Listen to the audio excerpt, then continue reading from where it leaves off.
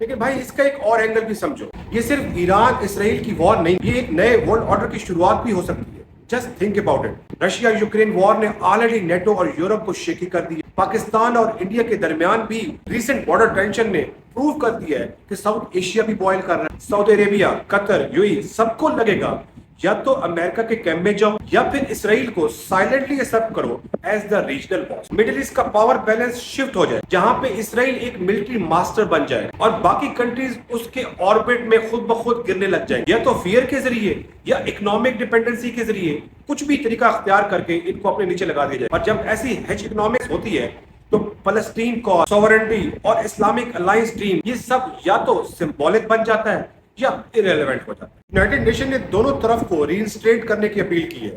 جرمنی نے کنڈیم کیا، ترکی نے بھی کنسرن ریز کیے ہیں اور گلوبل آئل مارکیٹ ہل گئی ہے. برینٹ کروڈ کا ریٹ شوٹ کر گیا ہے، گولڈ کی پرائسز اوپر چلی گئی. کلیئرلی دنیا اس وقت ٹینشن میں. ایران نے اپنی نیوکلیئر ٹاکس بھی پاز کر دی اور یونائٹڈ نیشن میں اسرائیل پہ ایکٹ آف وار کا الزام بھی لگا دی ہے.